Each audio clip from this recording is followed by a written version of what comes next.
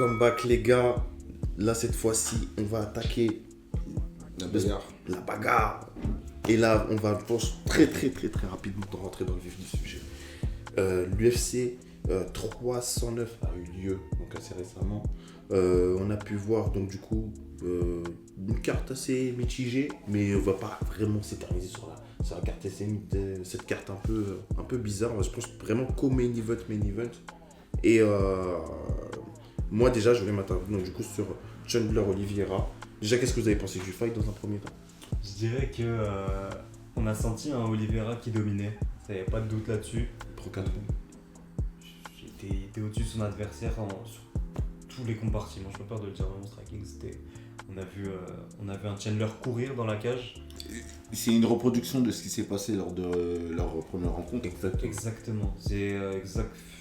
On a déjà vu des revanches et le vaincu montrer un peu plus de mordant, de développer, enfin travailler sur là où il a pêché. Mm-hmm. Là, il est arrivé, le frérot, et il a fait exactement la même chose.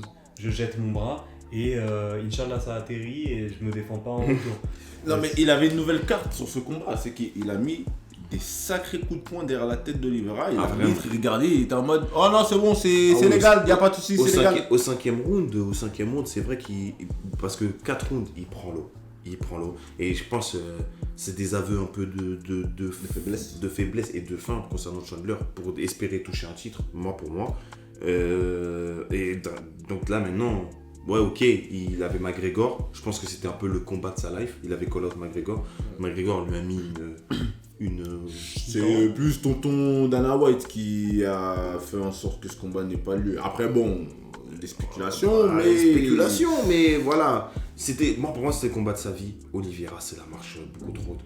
Oliveira, on voit qu'il joue le titre. Là, on voit qu'il joue le titre. On voit il veut sa revanche contre Islam. Et je pense qu'il va aller la chercher, sa revanche contre Islam.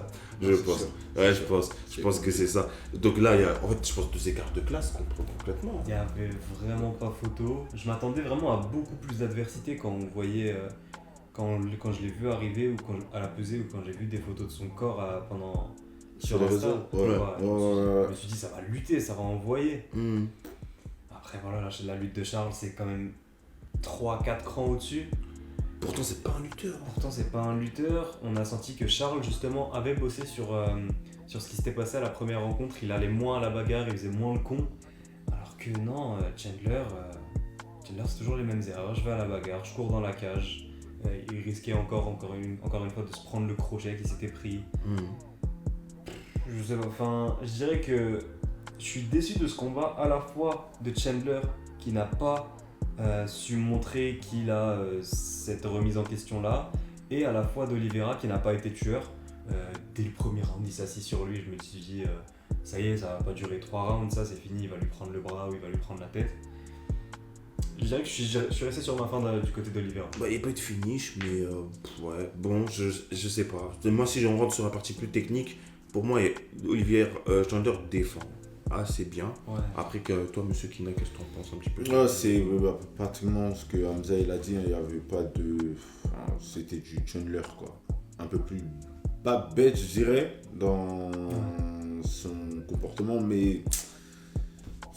En fait, il n'y a pas assez... Enfin, je trouve que... Ouais, je suis un petit peu déçu du combat dans sa globalité. Je trouve que, voilà, bon, Oliveira, il mérite largement la victoire, même si on aurait aimé un finish.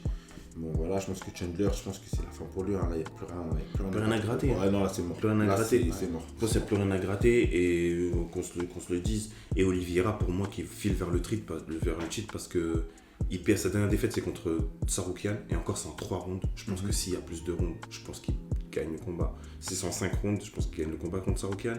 Tsarukyan se fait péter pour dopage. Donc, à moins qu'Islam, qui ne veut plus monter, reste dans la catégorie, ça se dessine. Je pense qu'on a un title shot. Je pense que Oliveira. C'est clair. Là, il part pour le titre. Et là, je sens un Oliveira un peu changé. Genre, moi, je pense qu'il peut poser des gros problèmes à Makhachev. Moi, perso. Pourquoi aujourd'hui il pourrait lui en poser? Pourquoi est-ce qu'aujourd'hui il est plus crédible? J'ai l'impression. En fait, Là, la dernière défaite, c'est contre Saroukian. Et encore, c'est comme je te l'ai dit, si c'est pour moi, en 5 rounds, pour moi, il perd pas. Ok. Il fait une masterclass. En fait, il est sur beaucoup de masterclass. Il est sur une masterclass contre Benay Dariush. Ok. Il explose. Il perd avant contre justement Islam. Mais Islam, il perd. Il a toujours attendu un peu cette revanche-là. La revanche, elle a été programmée. Finalement, il se blesse. Volkanovski va au charbon. Volkanovski se fait exploser. Voilà, on connaît la suite. Mais depuis, en fait, sur ses combats, moins fébrile qu'au début. Genre, au début, c'était un mec, il avait beaucoup de soucis au niveau du mental. Et ça, j'ai l'impression que c'est réglé. Ouais, là, il est beaucoup plus calme, là. Beaucoup plus calme, beaucoup plus posé. Quand il arrive sur son camp, il arrive au sol, c'est un monstre. Là, pour moi, il va. Et surtout que moi, je trouve Islam, il est un peu. C'est par rapport au dernier combat que j'ai vu. Après, c'est peut-être un peu vraiment sur l'instant T. Il est un peu sur la pente descendante. En vrai de vrai, pour moi, il y a un truc à faire. C'est mon avis. Je sais pas si vous êtes du même avis.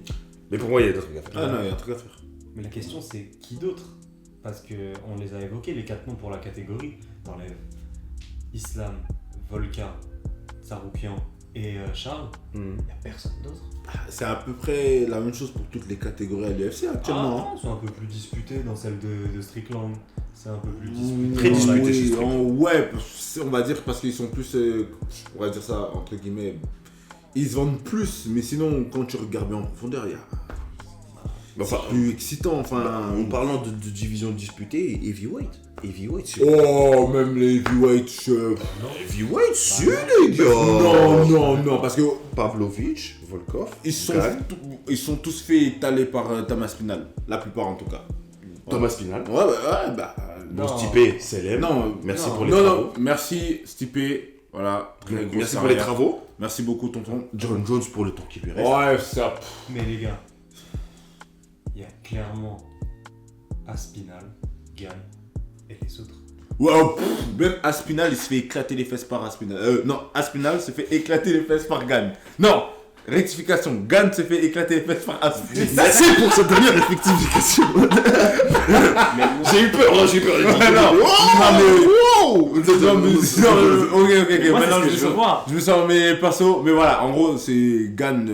Mais moi, c'est ce que je veux voir aujourd'hui parce qu'on l'a senti à la fin du combat. Est-ce que Jones a un avenir en heavy et en UFC tout court? Jones, c'est très simple. Je m'apprête à parler de mon combattant préféré. Il faut lever le doigt ou... Non, ça c'est que pour Kairi. Ça. Ah, ok. Il faut faire une autre signe distinctif. Ouais, pour on va trouver. John Jones, c'est vraiment clairement mon combattant préféré. Là, c'est très simple. Pour lui, il n'y a pas 1000 routes. C'est soit il prend sa retraite, donc il part au sommet, même s'il affronte un Stipe. Bon, voilà, c'est bien, il ajoute à son palmarès, mais sans plus. Ou soit, tonton Dana se dit bon, je regarde un peu les profits, je peux me faire beaucoup de tal, et bon, viens, on le fait. Et il fait son combat contre Francis Ngannou, et puis fin de l'histoire. Parce que je te jure que affronter Tom Aspinall à ce stade de sa carrière-là ne va rien lui apporter. Parce qu'il va lui éclater les fesses. Il va Pourquoi se il va casser. éclater les fesses à Spinal? Bien sûr que Pour oui. toi, il va éclater les Il va- fesses à Oui, Spinal? bien sûr que oui. Vous, il va éclater les fesses à Oui, Spinal? je dis oui tous les jours. Pour vous, il va éclater les fesses à Spinal. Éclater les fesses, c'est peut-être un grand mot, mais en tout cas, il va le goumer. Ça, c'est sûr et certain. Les gars, si tout le monde C'est réclame le fight, c'est parce que justement... Mais c'est normal, mais c'était la même chose que lorsqu'il était au lightweight. C'est pour les raisons que j'ai citées. Parce que on comprend qu'il y a Volkov, Curtis Blaze, les autres là. Ah, tous les vas-y, ventres non, mous. non, Écoute-moi. Il y a le ventre mou. T'avais Gann, on a vu ce que ça valait, Gann. Maintenant, on veut voir ce que ça vaut à Spinal. On monte en gamme, on monte dans l'adversité. Miocic. Non, faut finir, il a pris la laisse le retraite. tonton, laisse le tonton à côté. Non, Ouais, mais c'est ce que je terminé. veux dire, c'est que Miocic, vous le mettez où? Dans le ventre mou? Entre Cyril Gann et le ventre mou? Entre Gann et Aspinal? Pour moi, il était entre Gann et Aspinal. Non, mieux aussi, lui, c'était ventre mou, même retraite, hein. Ah oui. Ça va pas ou quoi? Il a Est-ce qu'il s'est mangé 42 ans. contre Francis, là? 42 ans, le mec il vient, il met son échelle, il va enlever des chats à Cleveland, mon frère. Oh, mais- Frérot. Non, mais Miocic, c'était Le terminé. gars, il fait pompier pendant sa préparation physique. Il était pas ready, frère. Et au final, il mange un mec surpréparé. Il mange un mec surpréparé. Vous avez vu les esquives, les sorties. dit, le balai, j'étais pas prêt. C'est Dans le balai, j'étais pas prêt. Faible, la tête d'homme. Ça, c'est impossible. Mieux Le balai, j'étais pas prêt. ça, c'est pas possible. Le balai, j'étais pas prêt. John Jones, j'avoue, je m'attendais pas à ça. Je savais qu'il allait gagner, mais je m'attendais pas à ça. Trop vicieux. Après, maintenant, moi, il l'a dit, il l'a annoncé, il est clair dans ça. Il veut Pereira. Ça pue sa mère. Mais le problème, c'est que pour moi, Pereira, il a pas de sol. Du coup, c'est trop Mais facile. il sait pourquoi il l'appelle. Il le sait très bien. Mais c'est bankable. Parce que Pereira, à ce temps-ci, c'est lui le seul mec qui porte le FC. Ouais, mais oui, mais non. Mais maintenant, qu'est-ce qui se passe? Dana, tu sais pourquoi Dana il veut pas faire ce combat-là? C'est très simple. Il sait qu'il va l'éclater. Il éclate Pereira, c'est fini. Parce qu'après Jones, il se casse. Il voudra pas d'Aspinal. Là où pour moi, Aspinal, c'est un potentiel danger. Mais c'est parce que Aspinal, il a un putain de striking. Oui. Qu'on se le dise, il a un putain de striking. Oui. Il a le striking de Gann, plus il a fait des sorties de ouf. Le mec, pour l'instant, on n'a pas exploité son sol au maximum. Et apparemment, selon les rumeurs, c'est une putain de black belt. Donc là où John Jones, il va avoir des phases de dominance, parce que John Jones au sol, on a vu, c'est monstrueux.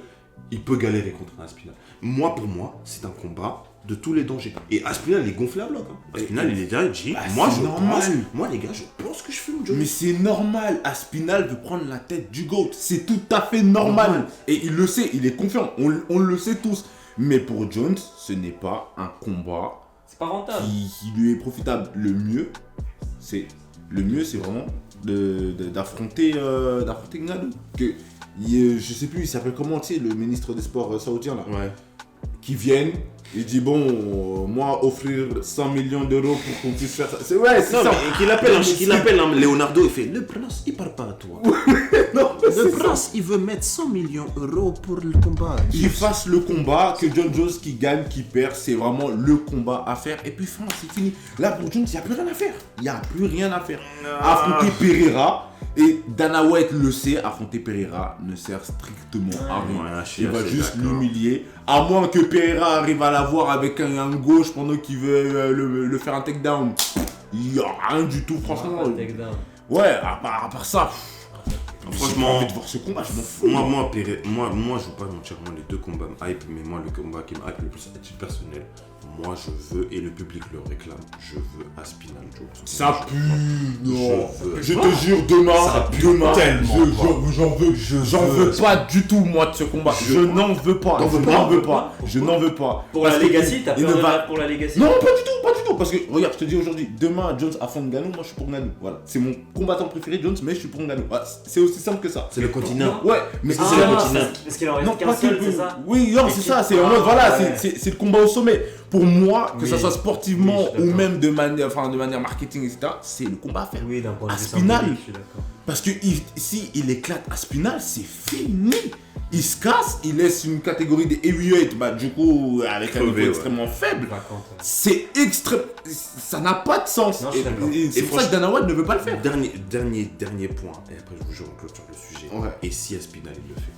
De quoi battre John Jones? Ouais. C'est tout à son honneur. Et par KO. Et après, personne ne le touche. Hein. Il le bat par KO. S'il le bat par KO, c'est une grosse dinguerie, mais c'est tout à son honneur. Tu vois? Là où John Jones, on va retenir que cette défaite-là. Surtout par KO, on va retenir que ça. Oui, déjà on va retenir que ça. Est-ce que tu penses que John Jones ne demande même pas une revanche? Il ne voudra pas de revanche. Il va pas s'avancer. Je pense pas que John Jones va être fou de repartir et de se refaire encore avec la. Parce que John Jones, on parle d'un mec. C'est pour ça qu'on dit que c'est le GOAT. Il a une défaite par disqualification sur des coups de coude où il était en train de massacrer quelqu'un. Ouais. Jamais mis KO, jamais pris de soumission. Ouais, il y a un combat assez litigieux, je sais, avec Gustafsson. Non, Dominic Reyes. Surtout Gustafsson. C'était un beau Dominic. combat, mais c'est Dominic Reyes où le combat, même moi je regardais, j'ai dit là ça pue la défaite. C'est dur. Hein. J'avoue, Dominic Reyes, c'est bizarre. Hein, mais bon. En tout cas, j'avoue, ok. Sinon, pour rester dans cette catégorie-là, UFC 310, il y a Gann qui fait son retour. Ça fait 2 ans qu'il n'a pas combattu. Tous les combattants de la catégorie, c'est exactement ce qu'il disait. En fait, parce qu'en fait, il rate un title shot pour jouer un film. C'est tout. Et il n'y a pas que ça aussi, c'est qu'il esquive Aspinal pour re-affronter John Jones. À quoi ça sert, chef? T'as raté ton shot, gros. Enfin, moi, je kiffe Gann. Franchement, moi, je le vois dans la rue, selfie de ouf. Moi, c'est un mec que j'adore. Le problème, c'est que, pour moi, il est mal accompagné. Ah, clairement. Moi, tellement mal accompagné. Pour moi, Gane dans une grosse salle américaine, chez American Top Team, chez Robert Pittman, chez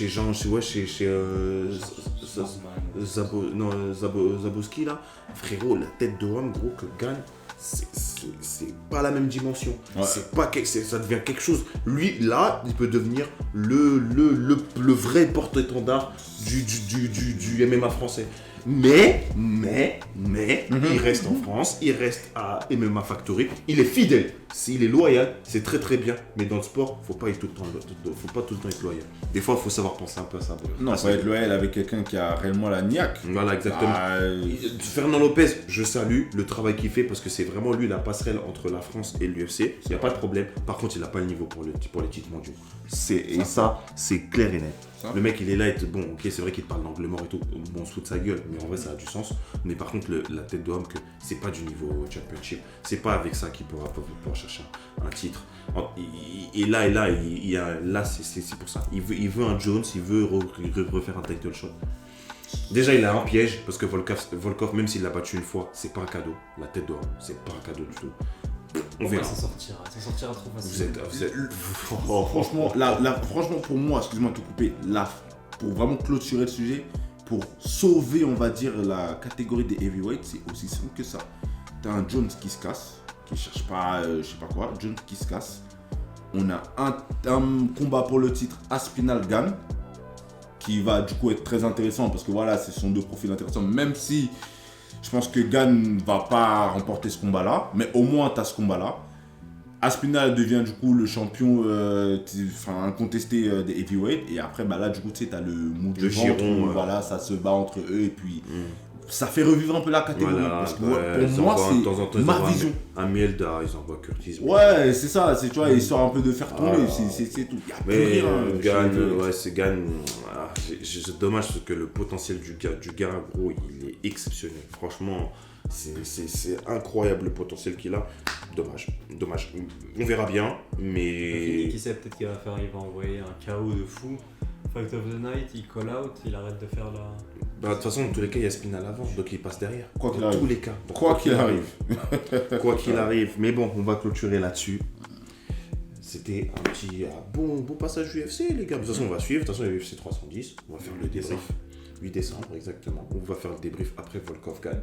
Comme ça, on va voir un petit peu ce qui se passe. On verra par la suite. Et on va avoir un peu plus, je pense, de clarté sur cette ligue, sur cette division heavyweight qui est pour moi vraiment intéressante. Ouais. Les gars, likez, commentez, partagez. Si on peut avoir un sponsor avec Venom, voilà, tapez une Venom. Ça serait sympa. Et on se dit à la prochaine. Ciao.